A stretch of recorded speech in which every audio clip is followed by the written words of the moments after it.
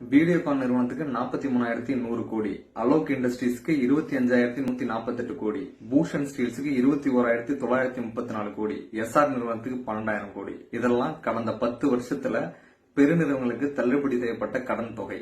இதே மாதிரி 2014 இருந்து 2023 வரைக்கும் மொத்தமா வங்கிகள்ல தள்ளுபடி செய்யப்பட்ட கடனோட மொத்த அளவு 10,52,000 கோடி ரூபாய்.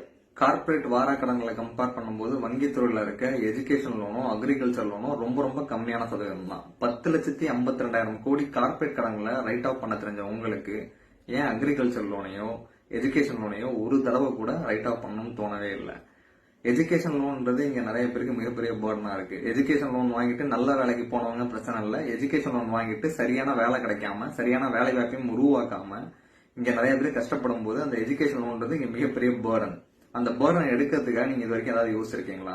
மாறா என்ன பண்ணீங்கன்னா, எந்தெந்த நிறுவனங்கள்லாம் உங்கள்ட்ட கடன் வாங்கிட்டு ரைட் ஆஃப் வந்து நிக்கிறாங்களோ அவங்களுக்கு ரைட் ஆஃப் பண்ணிட்டு அதே நிறுவனங்களுக்கு கடன் வசூலிக்கிற லைசன்ஸையும் கொடுத்துருக்கீங்க. அந்த நிறுவனங்கள் போயிட்டு கல்வி கடனை விலைக்கு வாங்கி அந்த நபர்கள்ட்ட போயிட்டு அவங்கள ஹராஸ் பண்ணி கல்வி கடனை வசூலிச்சுக்கிட்டு இருக்காங்க. உண்மையாவே உங்களுக்கு மாணவர்கள் மேல அக்கறை இருந்தா நீங்க அந்த கல்வி கடன் எல்லாம் நீங்க ரைட் ஆஃப் பண்ணிருப்பீங்க. ஏன்னா நீங்க ரைட் ஆஃப் பண்ண மொத்த கடன்ல கல்வி கடனோட அளவு வந்து ரொம்ப மீகரான சதவீதம் தான். அதை நீங்க பண்ணவே இல்லை.